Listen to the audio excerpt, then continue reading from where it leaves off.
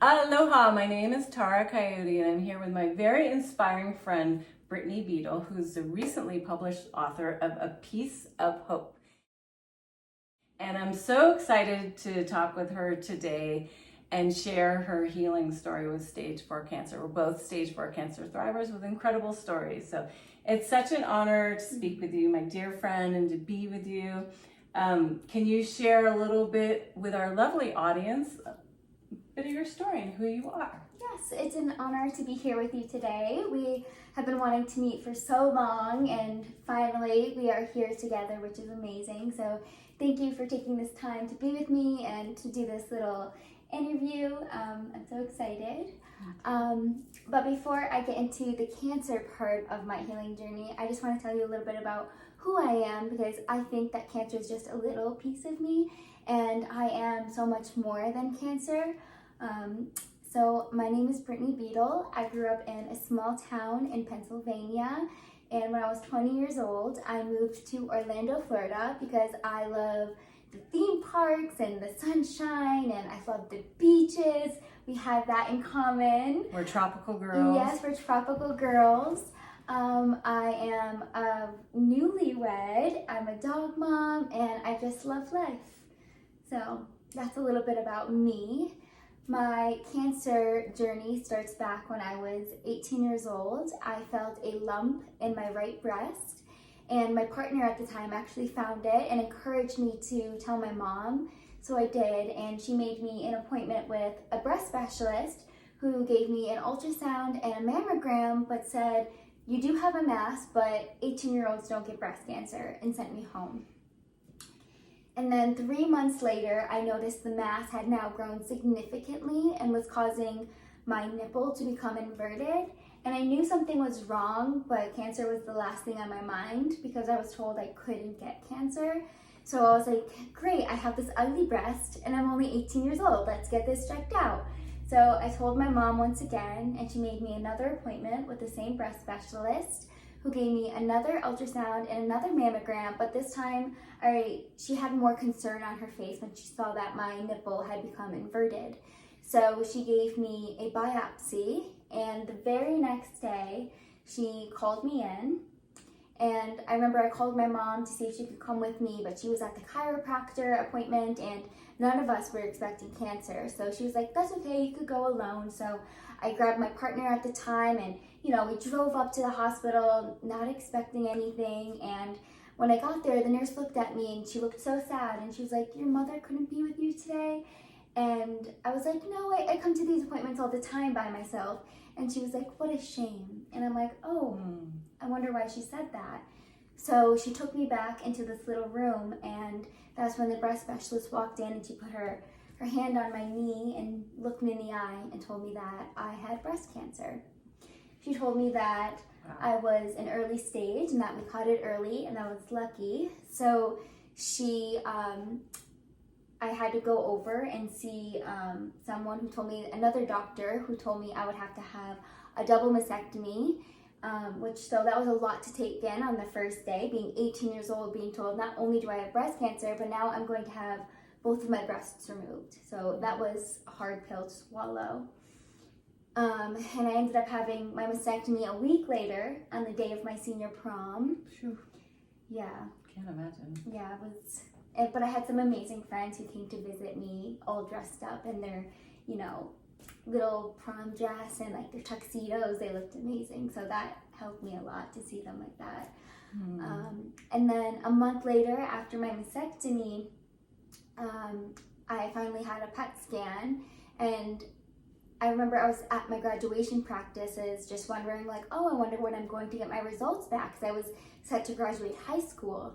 And my oncologist at the time wasn't answering me, and I had another appointment set at one of the top cancer centers here in the US. And so I was meeting a new doctor for the first time at this appointment, and she came in, and the first thing I did was jump over the desk and say, "Oh, well, how are my results?" And her face just sunk, and she looked at me like, "You don't know?" And Wow. I was like, "No, what?" And that's when she told me that there were spots all throughout my bones and on my liver, and that this wasn't curable, but it was treatable, and this was going to be a lifelong thing that I had to deal with. Yeah. Yeah, and over the years, it's been 9 years now that I have been living and thriving with metastatic breast cancer. I've certainly had my ups and my downs. I've had more progression than I could even count at this point. I've had progression to my brain, my lungs, my bones, my liver. So it's been pretty much everywhere, and each time I always thought there's no way I could get through this, but each time I proved myself wrong, and I truly do get through it. So it's been a roller coaster of these 9 years, but I'm just so grateful to be here and alive and sitting on this couch with you. Oh, thank you. Yeah. It's so touching to hear your story. So I've been spending the last couple days with Brittney after knowing her for years on social media, and I have to say, you are such a highly evolved soul. I mean, to go through that at age 18 and to have this attitude and just transcending it and keep growing through, multiple obstacles being thrown your way. I am just so blown away by you and what an evolved soul you are. And I mean that with all my heart. Thank you. And I feel the same way about you. Oh. You are my miracle. So. Oh, thank you. Thank you. I'm very happy we can inspire each other and Yes. hopefully inspire all of you. Yes. But wow, okay. So there's so much. So we've been spending the last few days together and we've been talking about those rich, potent conversation topics. So we were inspired to share it with you. So one of the big conversation topics is mindset, of course, because we're going through so much treatment, scans, all this stuff. And I feel like mindset is really what makes a difference for how we handle each experience. So if you can share how you stay optimistic, your mental coping skills, because that's what I get asked a lot too, and you embody it so beautifully. So if you feel called to share, then I think that'd be great. Yeah, like I said, I've had progression so many times, so I feel like I've gotten good at the whole mindset part, and I think it truly is allowing yourself to feel your emotions, all of them, even the yucky ones that they don't feel comfortable in your body to feel. I think it's super important. So that's the first thing I do with bad news, or if I'm feeling sad or angry that I have cancer, the first thing I do is allow myself to completely feel the emotions and move through them. And a good way I like to do that is, I cry, maybe I scream, I dance them out. Dancing is such a great way to get the energy moving throughout your body.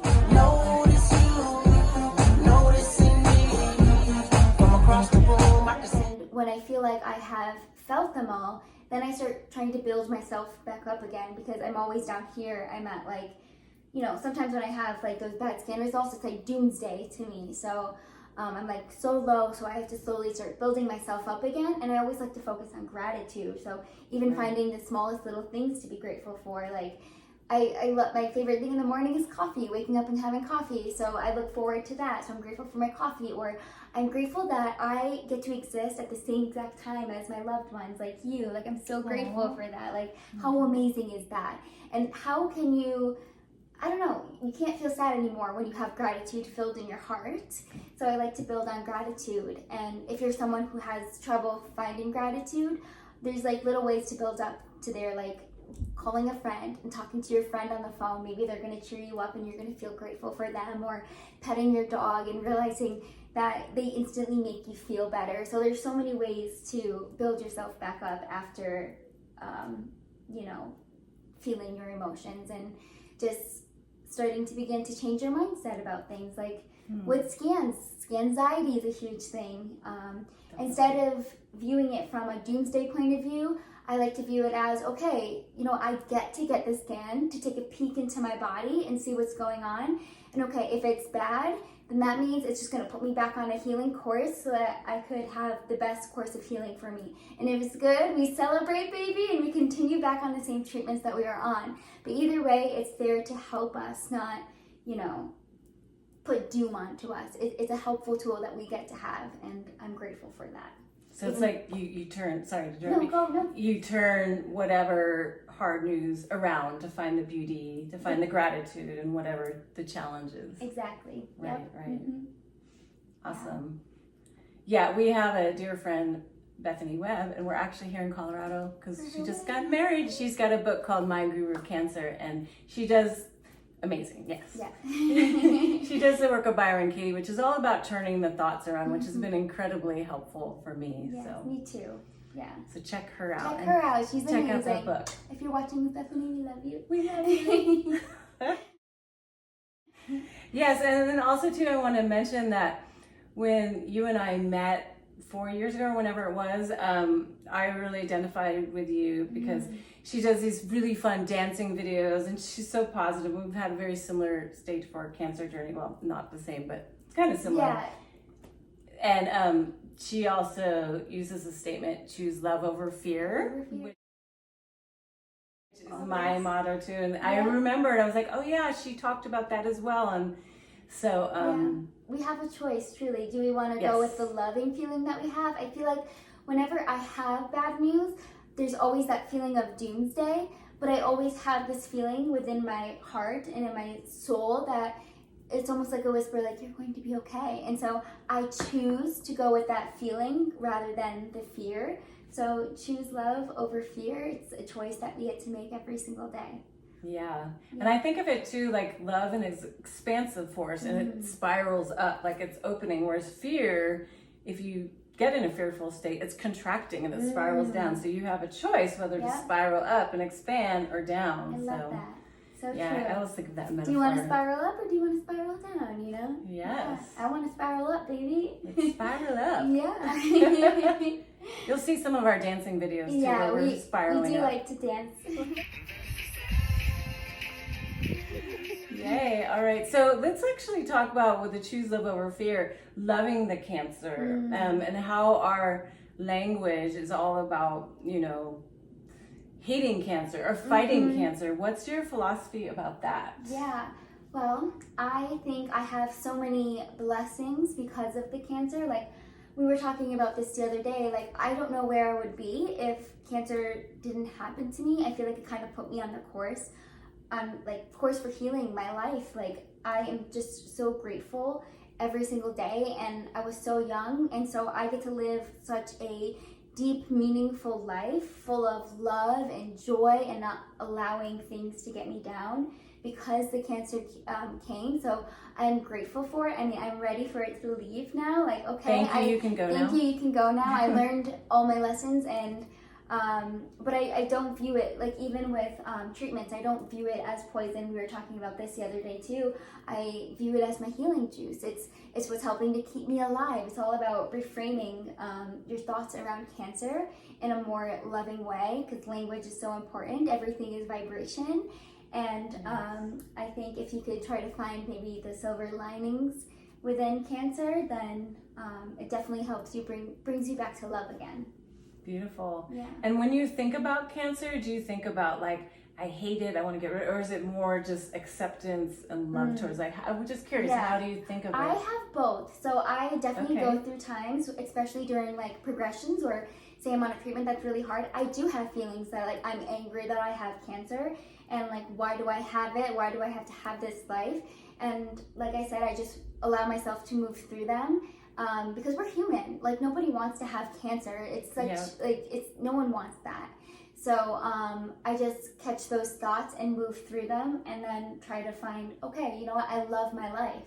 I love my life with cancer, even though I have it. Despite cancer, you know, I still have this most beautiful life. So I just work through those emotions and find the love again.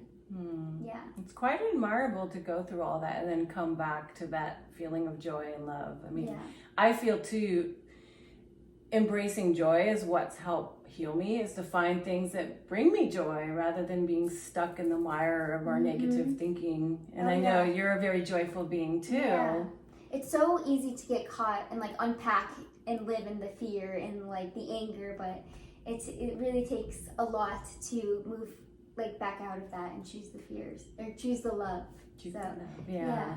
And too, but it's always there. Like, love is always there. You just have to open your eyes and like see it, you know? Absolutely. The beauty's always there. It's always there. Yeah. But it's almost like we're in this society where we're trained to fear cancer, and the fear is projected upon cancer patients, and immediately when you're diagnosed, it's like that is put on you. So you have to really work to shift your do. mindset to find that joy and not fear it. Yeah, and cancer is a scary thing, but you can still live the most beautiful life with it. You don't have to let it hold you back or hold you down, or you don't have to think about it every day or identify as a cancer patient 24/7. There's a time and place for it, but you can still go out and be who you are as an independent being besides cancer. Like cancer, you're not cancer. And I think that's so important for us to remember. Right. You are not the cancer. You are not the cancer. You're a person going through a cancer journey, but you are not Yes. the cancer. You may be experiencing cancer in this moment, but you are your own person. You are your own soul. Absolutely, I love that. Yeah. And we both also are very inspired by the work of Joe Dispenza and shifting the thoughts. Mm-hmm. Do you want to speak about that briefly? Yeah, so I am huge in the Joe Dispenza work. I love him so much. I've seen miracles happen to other people and also myself.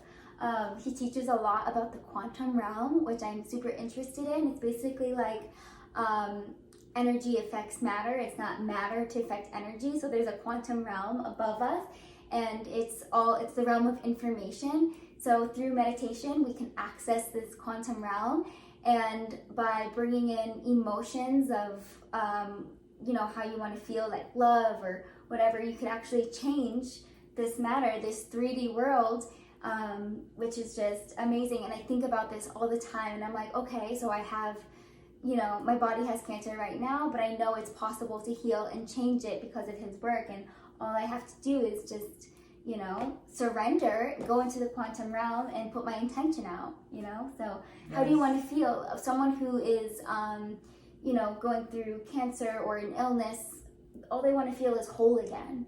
And so I will try to embody wholeness. I will try to embody love, and through that, that's how you could really, make a physical change, which is amazing. Yay. Yeah. Yeah, I want to share my own personal journey with Joe Dispenza. I was into him for many years, and then when I was at the lowest point in my cancer journey, it was the fall of 2019. I was going through treatment for stage 4 cancer, getting chemo. I had just broken my left hip and had to have emergency double hip surgery, which for a very active, independent woman was very hard. My mom was going through treatment for stage 4 cancer. It was just brutal. My partner and I had just split up. My partner and I of 4 years had just split up. And my friend reminded me about the work of Joe Dispenza. And he said, remember his work, Tara. And that just shifted my perspective to be like, okay, yes, this is the hardest thing ever. I'm stuck in bed. I need help even going to the bathroom, but I can heal my body. If Joe can do it, I could do it. And I tapped into that, and then my body has healed. Yeah, you are a miracle. Like hospice to fully healed is amazing. And so if you don't know her story for some reason, like she was on hospice and then now she has no evidence of disease in her body, which is truly miraculous. And that really shows like your thoughts and your feelings and your actions really have like our inner world in here really affect our outer world, and it is miraculous. Thank you. Yes, I love you. I'm so grateful you're here. Oh, I love you too. You have a lovey moment. Yes, a lovey moment. Thank you. Let's talk about the gifts of cancer. Yes. I think we talked about it a little bit, but we did. But there might be some more. Yeah, there's definitely more. Like I have like the most wonderful friendships, and like unfortunately it's cancer that brought us together. But I wouldn't I Tara and Bethany, and just I have so many beautiful friends in this cancer community who I would have never came to know if it wasn't for cancer. And to me, that is a gift that I got from you guys. Right.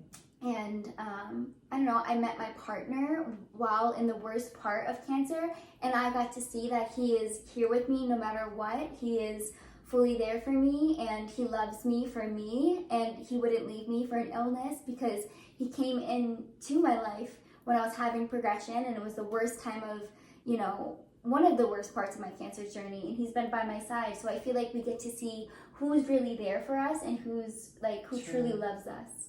Right. So that is a huge gift to me, and like I said, I get to live such a passionate, meaningful life because I truly just wake up every day grateful that I am here and that I opened my eyes. So for that, I am grateful. Yeah, that's what I think of too, is that 10 years ago, I didn't have this appreciation for life. I was complaining. I mean, it's not like I was complaining all the time, but now I really appreciate, because I'm like, well, will I be around in a year or two? I don't know. So let's make the best of every moment. Yes. Let's wear mermaid tails at our friend's wedding. Yes. Oh my God, we put on mermaid tails at Bethany's wedding. It was so amazing.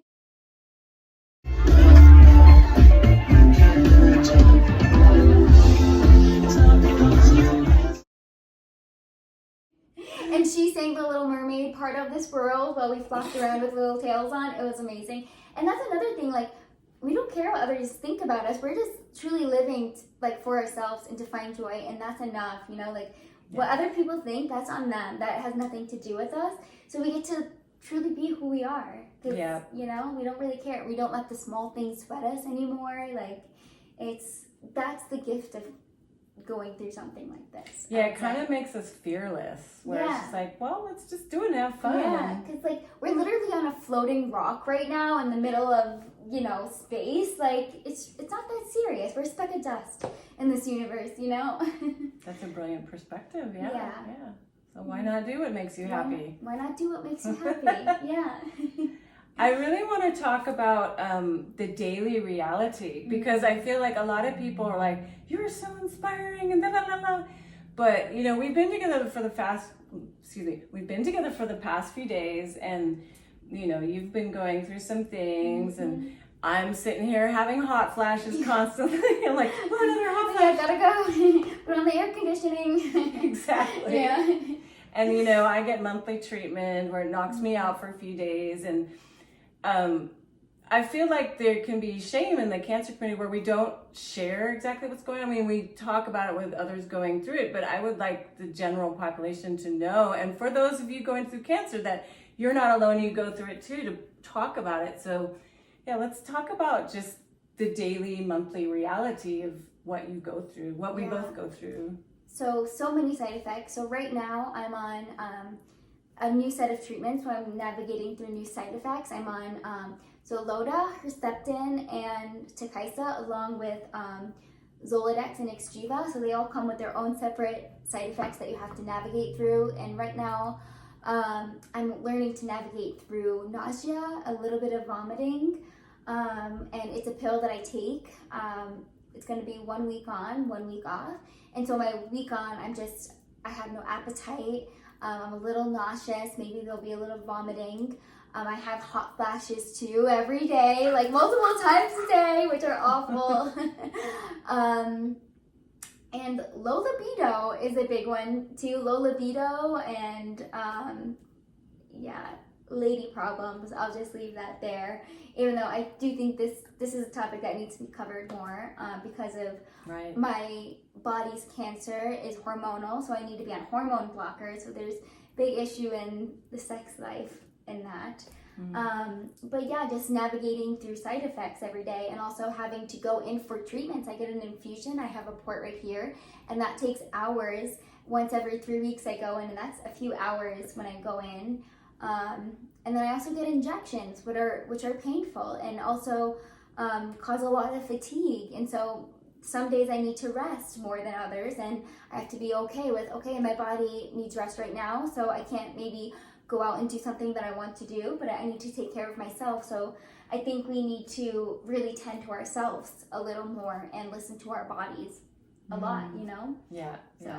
The level of self-care is pretty high. Like, I feel like I live a pretty active life living in Hawaii and taking care of horses, but I definitely have that line of like, okay, Tara, you need to lay down now. Your back hurts, or you're a little tired. So it really makes us have to care for ourselves, because we'll pay the consequence if we don't. Especially like young adults, you know, like, or just like people our age, we're still very active. We're not old, you know. So it definitely affects us in that way, because we do live active lifestyles still, and we do want to go on adventures, and sometimes we have to realize that, okay, I can't do this right now, and just accept it and roll with it. So. And I'm sure you've had to work with that a lot too, being diagnosed so young when all your peers are doing all these other things of like being at peace with what we're with the place you're at, basically. Oh yeah, I especially being diagnosed at 18, I remember watching all my friends go off to college and live the summer of their lives before college, and I was, in bed sick with chemotherapy, and I had to keep reminding myself that this is temporary, but still, like, I watched, my peers my age go out partying and drinking, and I never did that. So I never had that experience, and I'm actually very okay without that experience, because drinking isn't all it's cracked up to be, so I don't need that. But there's definitely some young experiences that I had to miss out on because of cancer and side effects.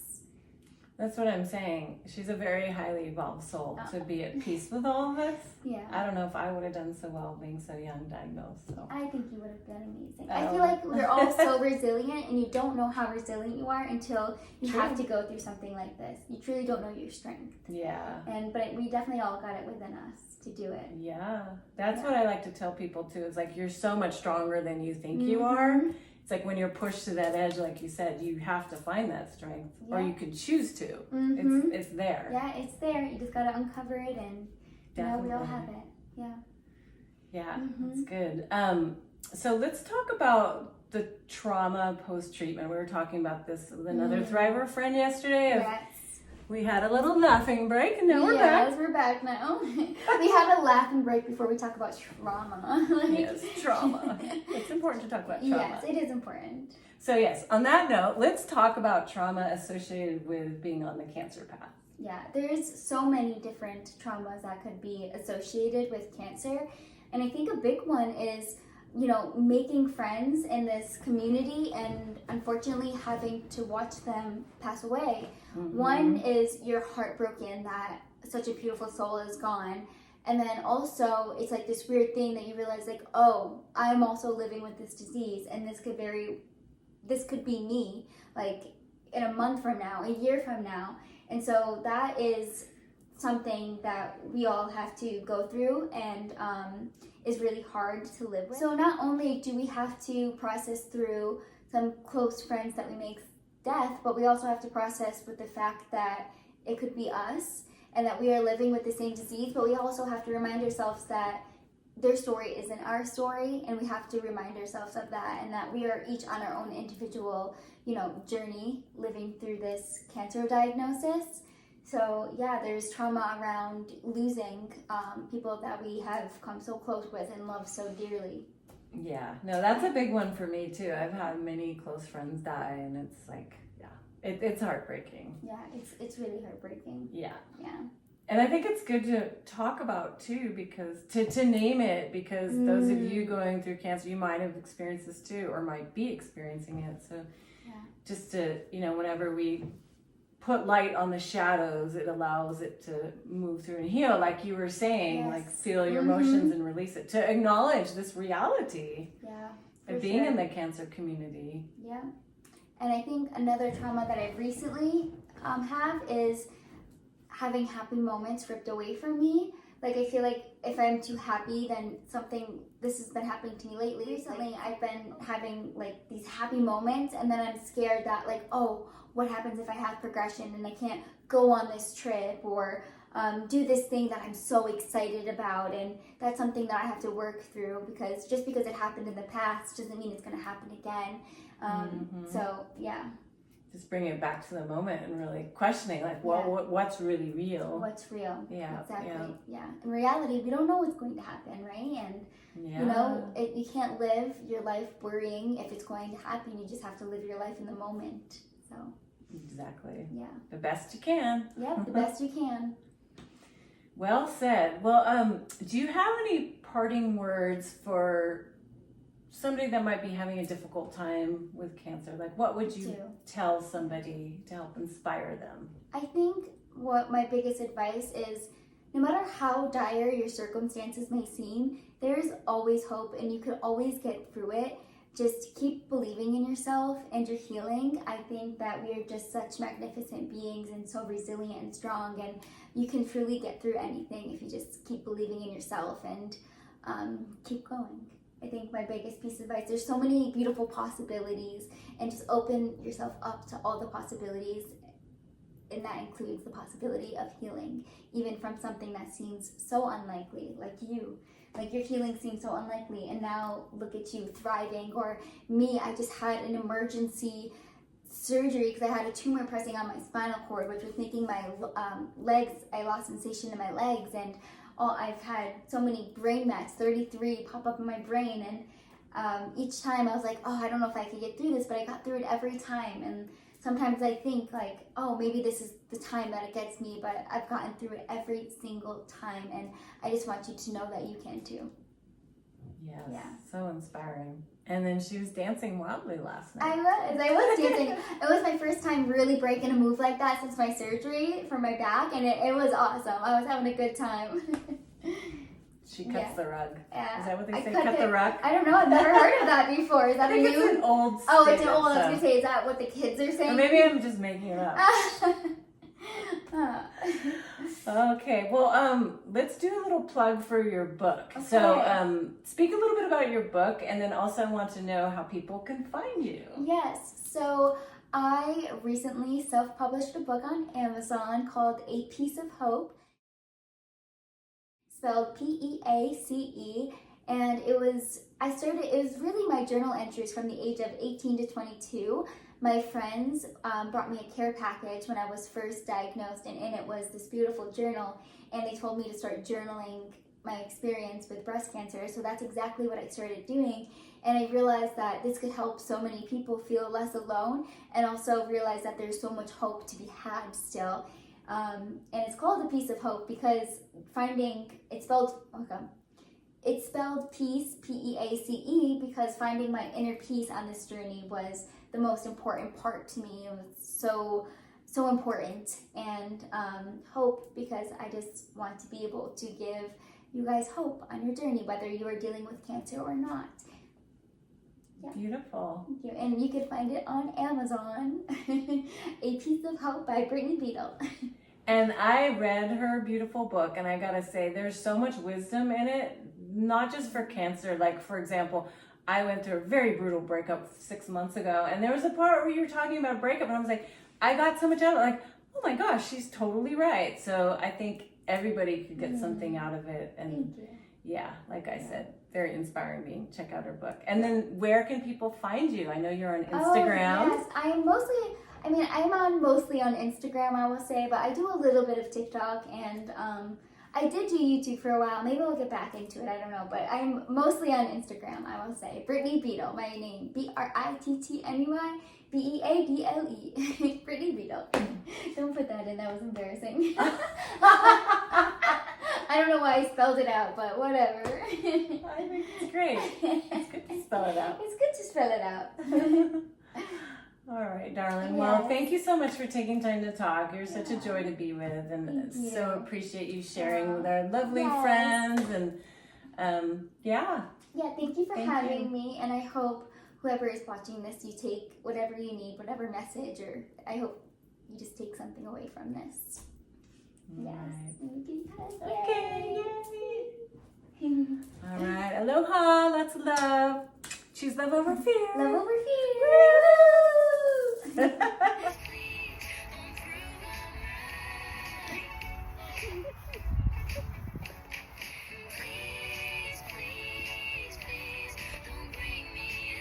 Word R. What is it? We'll cut this part. We'll cut this out.